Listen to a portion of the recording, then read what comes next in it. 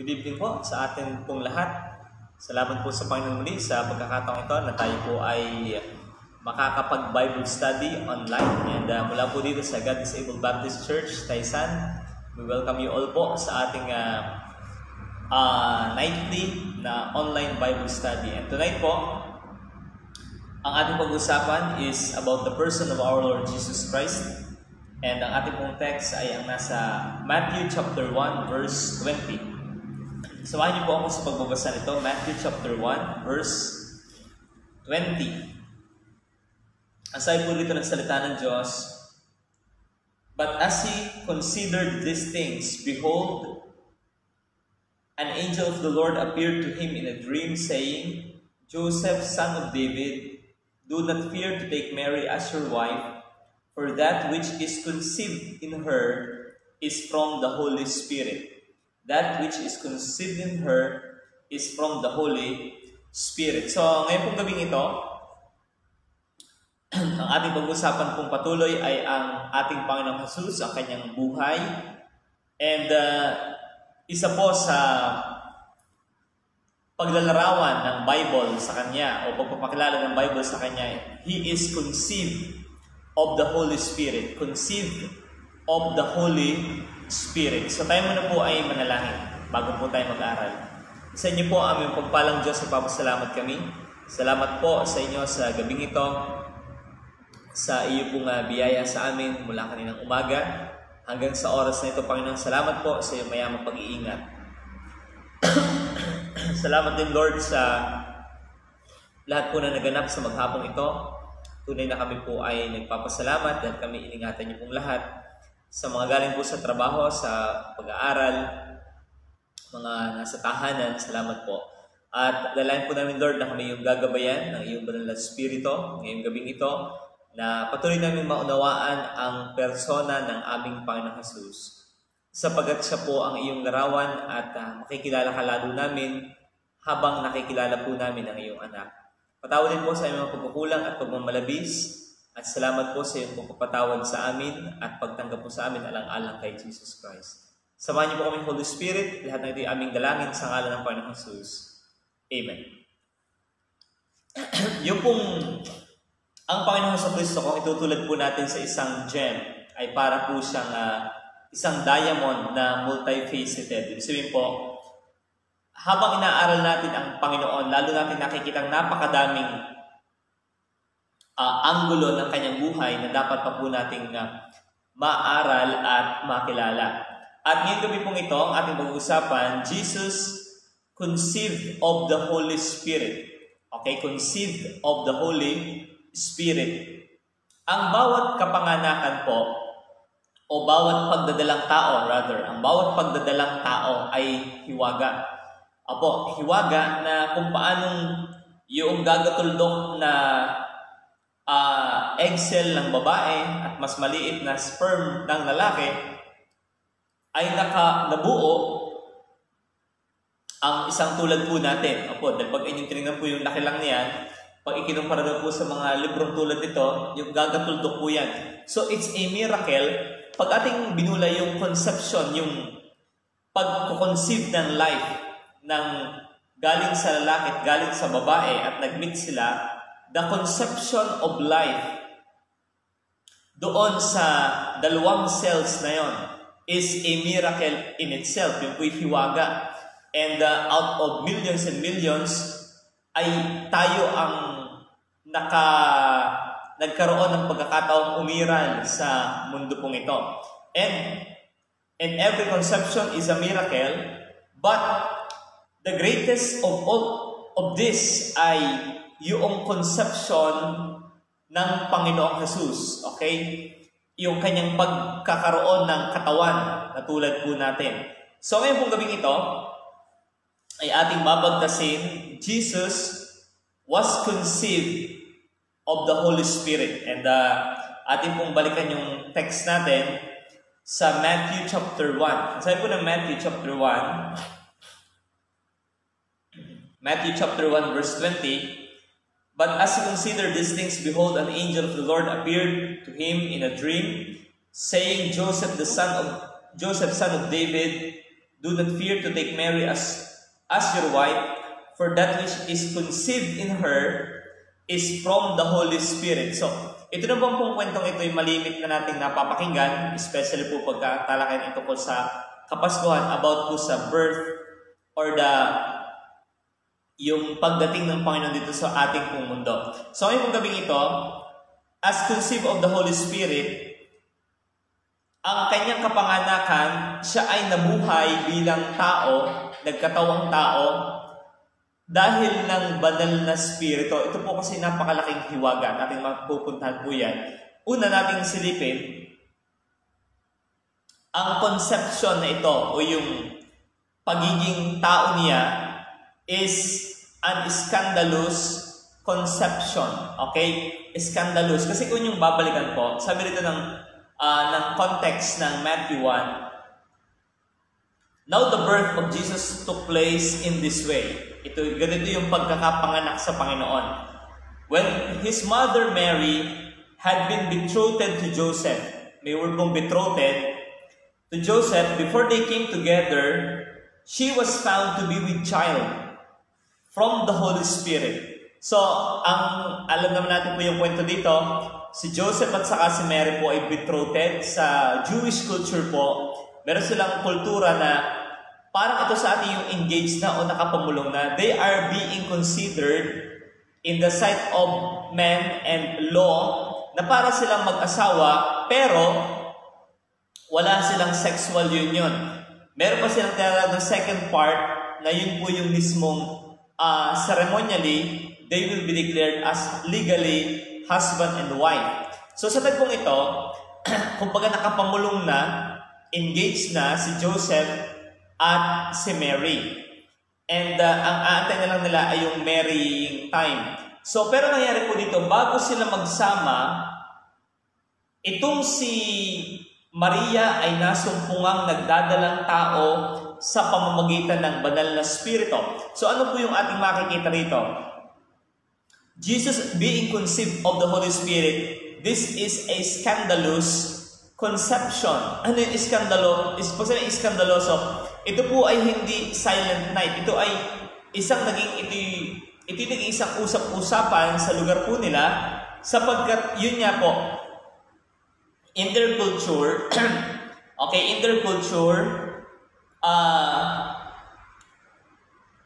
pagka ikaw engaged na, at may ginawa kang kasalanan, ikaw ay i-divorce ng asawa mo. Okay, doon po yung applicable yung word na divorce. Kumbaga engaged na, kumbaga dinidis-engage, isinauli yung engagement ring. Yun ang parang mangyayari kay Maria, and to the point na pwede pa rin siyang maging public example na pinapatay when you are caught in adultery. So, ito pong conception ni Jesus Christ by the Holy Spirit, this is an scandalous conception. Sapagkat ang sabi rin and her husband Joseph being a just man and unwilling to put her to shame, resolved to divorce her quietly. Okay? So, he decided na i-divorce na lang siya quietly. So, excuse me.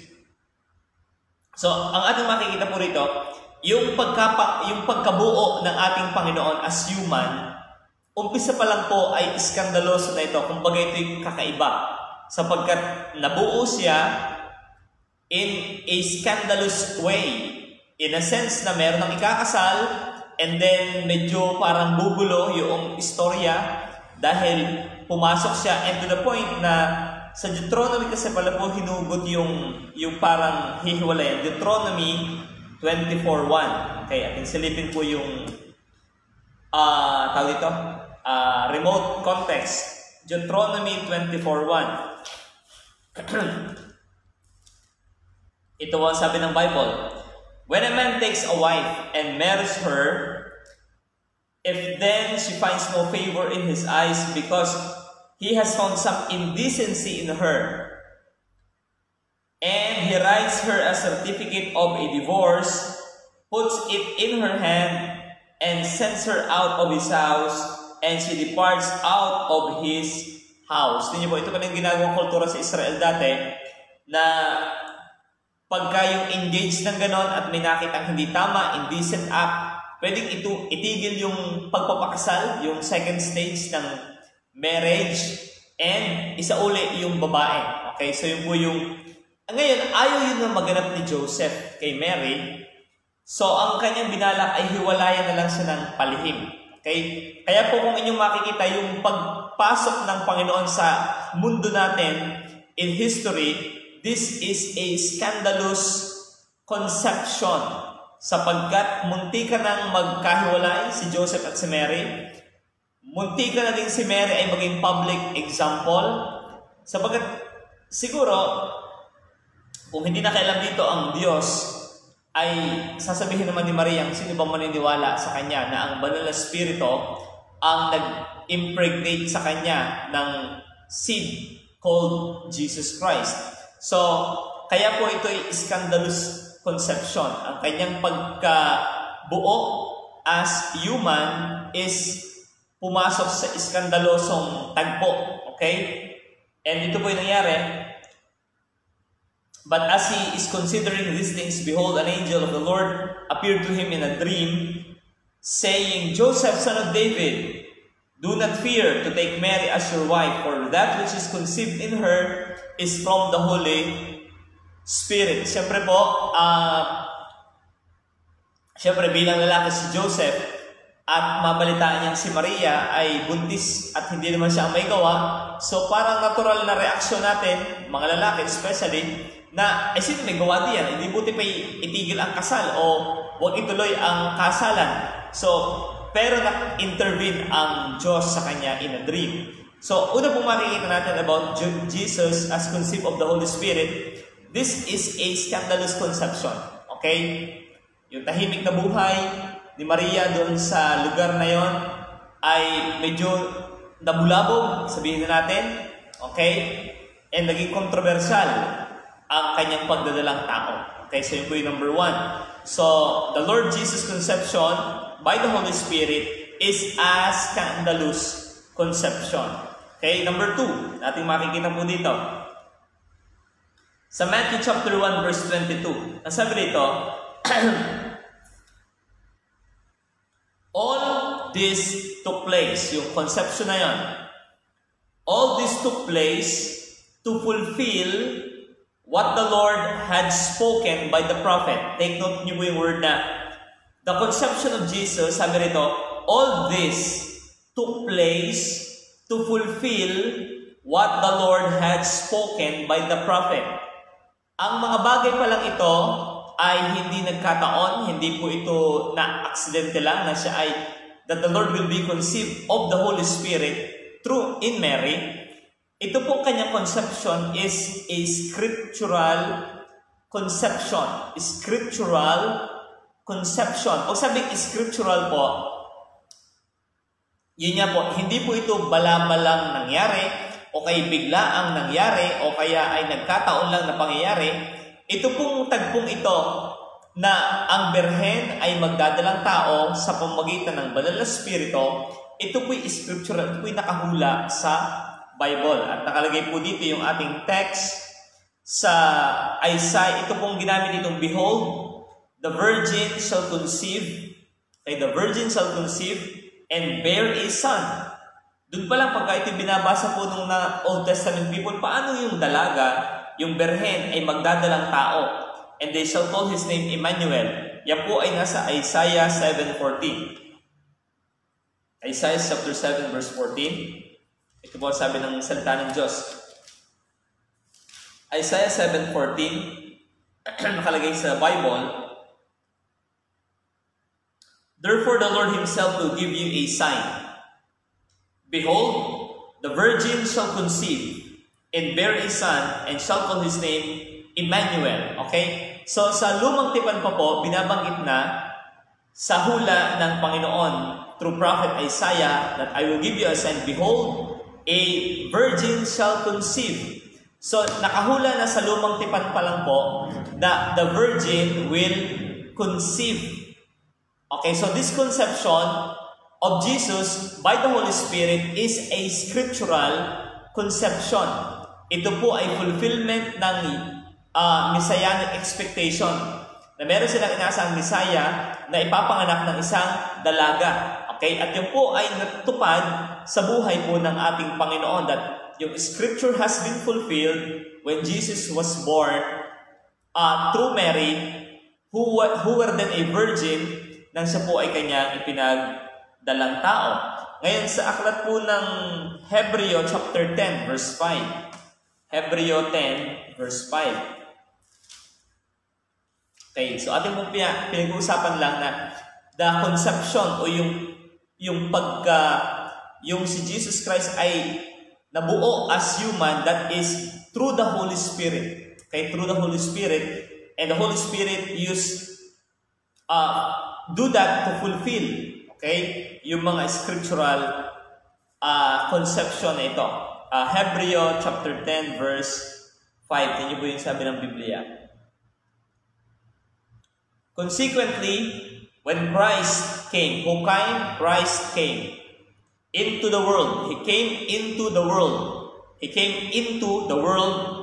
He said, "Sacrifices and offerings you have not desired, but a body have you prepared for me. But a body have you prepared for me." A body you have prepared for me. So kaya po yung katawan, yung human nature ng Panginoon na napalagay kay Maryng katawan, bakit yun ay sinless? Bakit yun ay hindi contaminated ng sin, ay nakatira sa katawan ng isang babaeng makasalanan?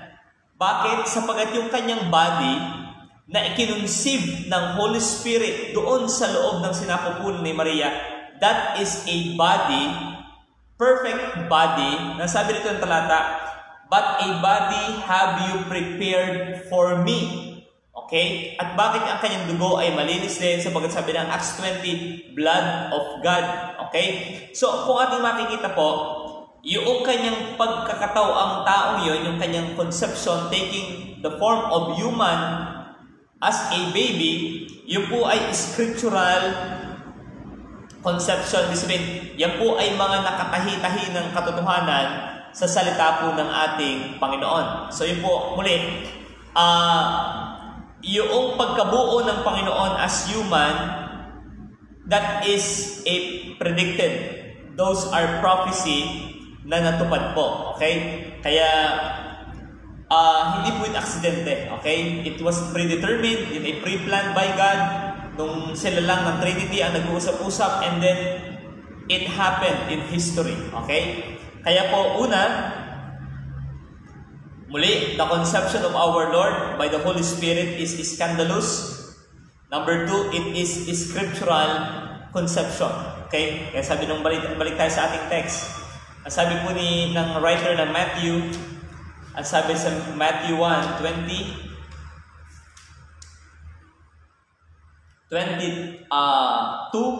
all this took place to fulfill what the Lord had spoken.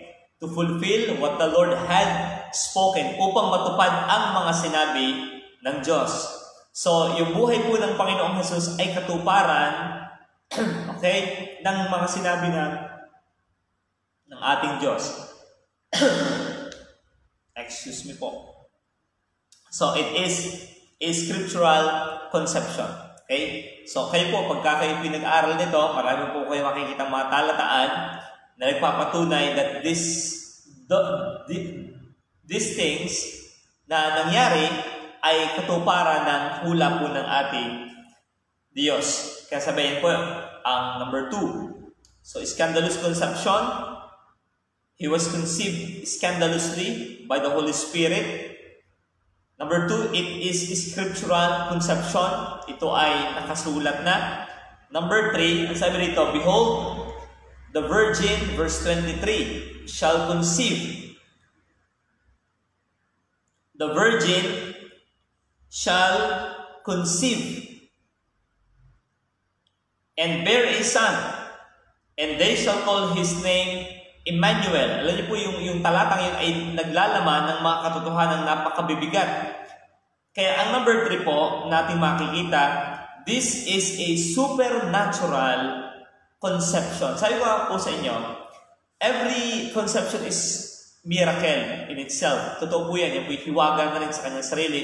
Paano ang bata ay nabuo? Okay? At yung maliit na sperm and egg na yun ay nag-divide at nagkaroon ng nagkaroon ng cells, tissues, organs, and systems, and we have a human body na meron tayong taglay na napaka-intricate, napaka-very complicated, and yet functioning very smoothly as we speak and as we listen. Nakakamanghang pagmasdan yung ating mga katawan na nilikha ng Panginoon.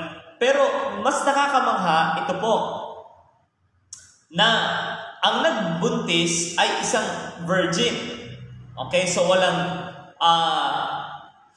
yung walang association ng sexual union ng lalaki at babae, and then nabuo ang bata. So, yun po, number 3, the conception of our Lord by the Holy Spirit is a supernatural. Pag sabing supernatural, that is above normal. Okay? That is a miraculous birth. Okay? Kaya miraculous birth kasi virgin ang nagbuntis. Natural lang na ang babae magbuntis, may asawa, at merong tinatawag na sexual contact, okay, sa kanyang asawa. Pero yung magdalang tao ang wala namang association with regards to relationship in that level, that is a miracle. Okay? At alam naman natin po yan sa kultura nila dati ng first century, they are very, very particular with regards to purity. Okay? And yet, itong si Maria na virgin conceived. And not only that, kaya makikita po natin supernatural yung conception, ay yung man, okay? The mode is conceived by the Holy Spirit. Kaya very supernatural. Paano nangyari yon? Well, ang Holy Spirit ang gumawa nun, na yung napakalaking Diyos ay lumiit at may nakahanda ng katawang paglalagyan na ginawa ng banal na spirito, kaya nagkaroon ng human nature. Kasi po, hindi naman eternal ang human nature ng Panginoon kasi siya ay wala namang human nature bago siya magkatawang tao. So, dun nagkaroon ng human nature nung siya ay binigyan ng banal na spirito, a body you had prepared for me. And nagkaroon ng katawan na perfect sacrifice for sin. And ito po yung nakakamaha, kaya supernatural. Ang sabi, and they shall call his name Emmanuel. Okay, Emmanuel ang itatawag doon sa ipapanganak. Nang ibig sabihin pala ng pangalang Emmanuel, which means, alagay din sa talata, God with us. Kaya alam niyo po, the conception is a very supernatural conception. Why? Because it's not an ordinary baby. Hindi yan yung mga cute na baby lang na pinapanganak ang nabuo. Kundi yung Emmanuel, God with us. So yung Diyos ng universe, yung Diyos na sobrang laki ay nakasama natin. Kaya sabi ng John 1:1, ito yung minemeditate din ng mga apostoles na katotohanan. Sabi ng John 1:1, in the beginning was the Word, and the Word was with God. And the Word was God. At sabi rito, pagdating sa verse 14, and the Word became flesh. Okay, the Word that was God became flesh and dwelt among us. Ang sabi ni John the Beloved, and we have seen His glory. Kami ikay eyewitness sa Kanya. We have seen His glory. Glory, yung kaluwalhatian yung binabanggit ay yung nagkita niya sa Mount Transfiguration. We have seen His glory na nagliwanag ang paligid. We have seen His glory, glory as the only Son from the Father, full of grace and truth. Okay? And John bore witness about Him. So, ibig sabihin po mga minamahal, itong conception is a very supernatural. Why? Yung nag-take form of human ay hindi ordinary human. Kundi sabi ng talata, and the Word became flesh and dwelt among us. Ano ba yung word na yan? Verse 1, in the beginning was the Word, and the Word was with God, and the Word was God. So this Word was God, and this Word became flesh. At paano naging became flesh? Through the power of the Holy Spirit, this God ay pumasok sa human body ng isang babae. Okay? At naging tunay na tao. Okay? Dumaan sa proseso ng paglaki bilang tao. So this is a supernatural conception. At ito po ay one time lang na nangyari. Okay? So hindi po ito pwedeng magamit ng iba pa. Nagpapakilala ngayon siya daw ang Christ, siya daw ang Kristo, sapagkat this conception is supernatural. Kaya po yung grupo ni Apollo Kibuloy, ni Ruben Ecleo, nung mga nagpapakilala sila daw ang Jesus Christ of today, those are cults. Yung po mga kulto, yung po mga hidwang pananampalataya, because nobody can ever duplicate. Okay? Walang makakakopya ng nangganap sa buhay ng ating Panginoon, sapagkat una, yung nagkataoang tao ay hindi tao lang, kundi Diyos na nagkataoang tao, and it is by the power of the Holy Spirit. Okay? Yung po ay nakakawin ng isipin, yung tinatawag nating virgin birth na yon, but that is reality na sabi, you give a body prepared for me. And the Word became flesh and dwelt among us. So yung Diyos na sobrang laki, yung infinite God ay naging finite. The creator of time became time-bounded. The timeless one became time-bounded. Yung creator become like a creature. Okay? At yung sobrang laki na hindi magkasya sa walang hanggan at sa langit ng mga langit ay tumahan, pumasok sa sinapupunan ng isang babae. At yung napakabanal na Diyos ay nakasalamuha nating mga makasalanang tao. So this is a very supernatural conception. Kaya sabi din ng 1 John 1,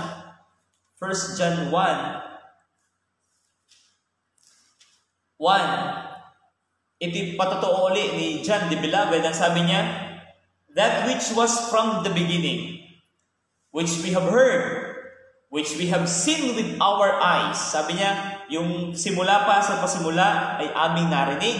Kasi nakakasama nila for 3 years.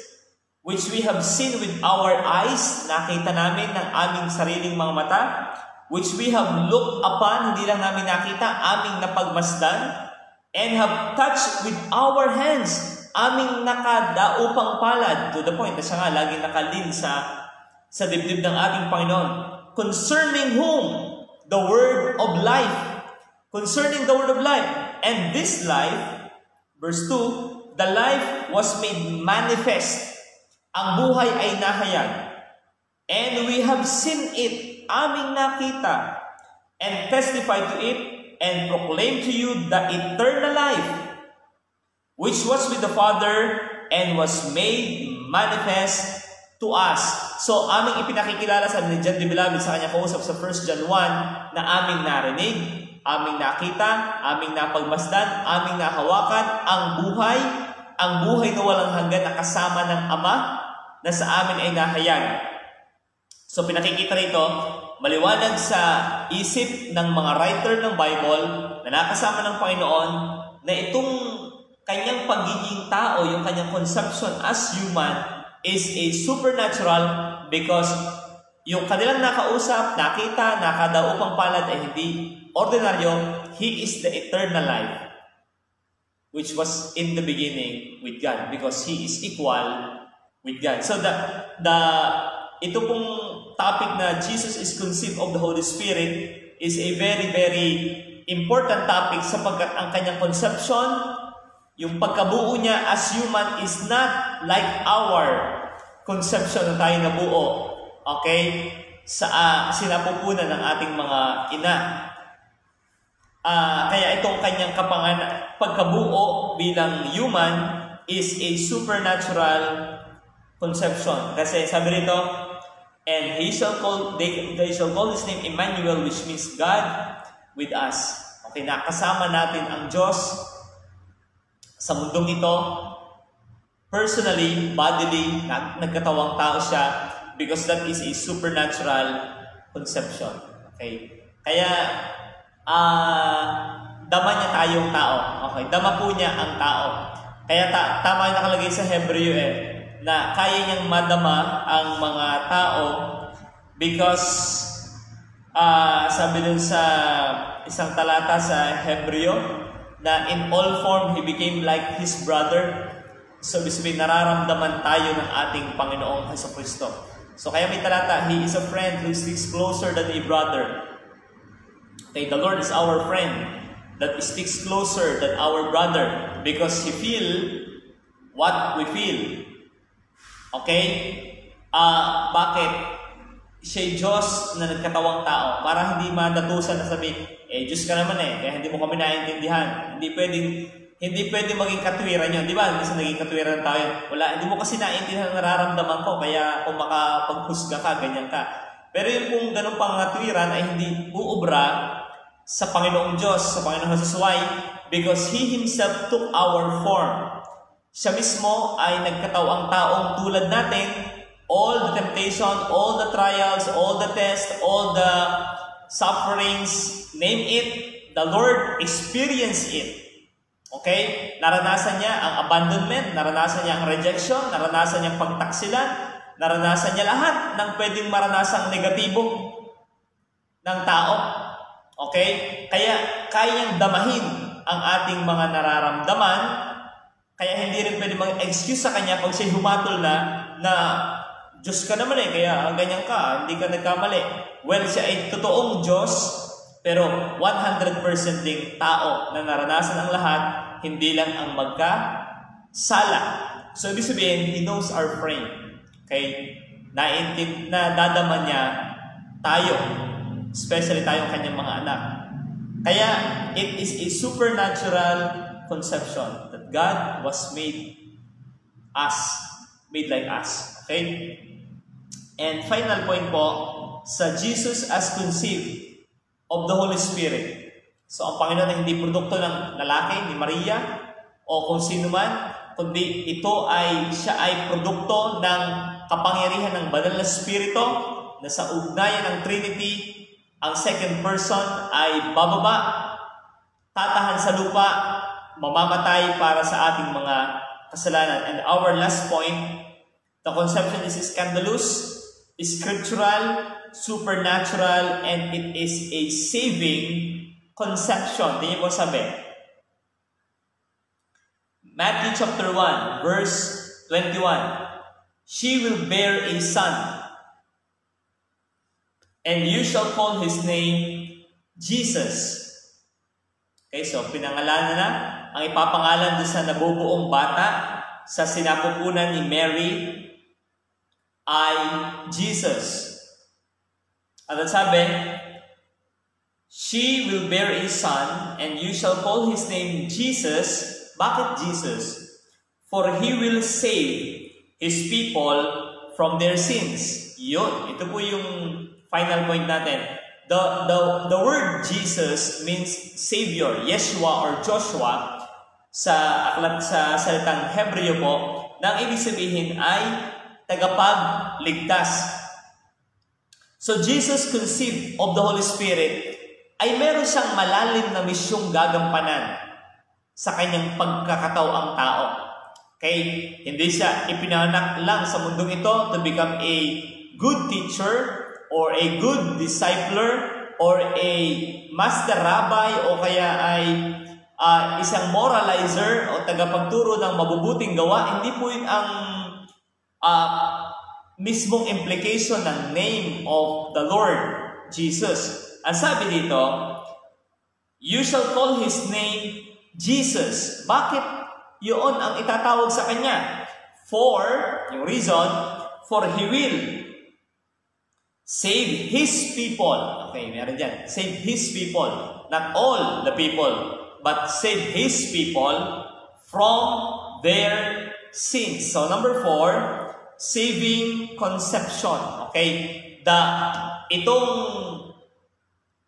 nagtook the form of human na ito, na nilagay ng Holy Spirit sa sinapupunan ni Maria, na may kanyang body that was already prepared at lumaki as natural human.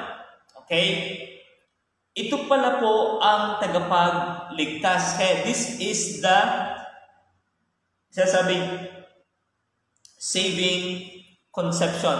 The Savior was conceived by the Holy Spirit. So kaya dito makikita natin, ang tagapagligtas talaga ay yung nagkatawang tao na ipinanganak sa sabsaban. Kasi sabi rito, He will save His people from their sin. You shall call His name Jesus. So maliwanag po sa Bible talaga na ang Savior is none other than the Lord Jesus Christ Himself. Maganda po itong talatang ito na ating maunawaan. Nakalagay dito, you shall call His name Jesus. Okay, His name. Singular pronoun na ang tinutukoy ay si Jesus. Ano daw si Jesus? He will save His people. So the Savior of the people is He. Okay? So ang agency of salvation is He, Jesus Christ. He will save His people. Kaya po alam niyo po mga minamahal naming tagapakinig, mga kaibigan po natin na makakapakinig po nito, ang Bible naman po very clear cut very crystal clear pagdating sa paano ba ang tao maliligtas. Ay maliwanag po ang tagapagligtas ay yung kinunsib lang ng Holy Spirit na yun. Yung conceived by the Holy Spirit kay Mary. Yun yung napakalaking Diyos na lumiit at tumahan sa sinapupunan ni Maria, tumahan sa gitna natin, nabuhay na walang kasalanan, pinatay bilang makasalanan, inilibing, pero ikatlong araw siya ay muling nabuhay. Yun ang pinakikilala ng Bible, who will save His people. He will save His people. So ang Savior, kaya yung Jesus conceived by the Holy Spirit, He is the saving conception. Okay? The saving, hindi yung immaculate conception ni Mary, but yung ipinagdala ni Mary, yung dinala Mary yun ang immaculate. Free from sin, ang Savior. Okay? Jesus is free from sin. Kaya nga siya ang Savior from sin. Kasi siya mismo yung walang sariling kanyang kasalanan. Kaya sabi po rito, ito yung magandang balita natin sa mga tao na ipapanganak, manganak siya ng isang lalaki at ang pangalang itatawag mo sa kanya ay Jesus. Anong gagawin niya? Ililigtas niya ang kanyang bayan sa kanilang mga kasalanan. Kaya po mga minamahal naming tagapakinig at kapatiran, maging proud tayo ipakilala si Jesus Christ sapagkat siya lang naman talaga ang nag-iisang pangalang ibinigay sa silong ng langit na sukat nating ikaligtas. Kaya huwag din po tayo mag-hesitate na sabihin natin, you are wrong. Pag hindi na si Jesus ang Savior mo, you are wrong. That is not judging. That is just telling what is true. Kasi sa Biblia, you shall call it His name. His, singular. Name, Jesus, specific. And He will. He, hindi sabihin they, or it will, but He will save His people. From where? Okay, saan ba ililigtas? From their sins. Yan. So itatama lang din po natin, mga minamahal, ang kaligtasan po siya sabi, ililigtas tayo sa ating mga kasalanan. Hindi yung sabi, ligtas pag may bigas, pag walay manigas. Hindi po doon hindi yung ultimate na pagliligtasan sa atin. Bagaman, our Lord is concerned on what we drink, what we eat, or what we wear. God is providing those things. Pero ang malalim na pagliligtasan sa atin ay ang kasalanan. Sapagkat ang kasalanan ay karmarimarim, karmaldumal, nakakasukulam, yan ay napaka-evil in the eyes of God at taglay ng bawat tao na nasa sa mundo. Taglay po yan ng bata. Every child that is being conceived ay may bitbit ng evil nature. Pero ito din yung maganda. Kung ang evil nature ay nag-umpisa in conception na ng bata, sabi ni Haring David, ako'y ipinaglihi sa kasalanan. Ang good news ay ito din. Yung Savior ay Savior na in His conception pa already. Siya ay tagapagligtas na. Nagsisimula pa lang siya as human. Siya na ang ituturo ng Bible na tagapagligtas. Kaya nung siya lumaki, lalong lumiwanag na si Kristo Jesus lamang ang tanging tagapagligtas. Bakit? Siya po'y pinagbubuntis pa lang ni Maria na banggitan ng Bible. His name will be called Jesus because He will save the people from their sins. So maliwanag, kung paano ang kasalanan ay in our conception ay tayo nagkasala na tinapatan din ng Panginoon yun, na meron ng Savior, nasa conception period pa lang siya, ay siya kinikilala na the Savior of His people from their sins. So, ibig sabihin, this Jesus Christ is the only and one Savior from our sins. Kaya may good news po. Ang good news, ang Panginoong Jesus ay naparito upang iligtas ang kanyang bayan sa kanilang mga kasalanan. Kaya, salamat sa Holy Spirit na siya ang ginamit para mangyari po yun.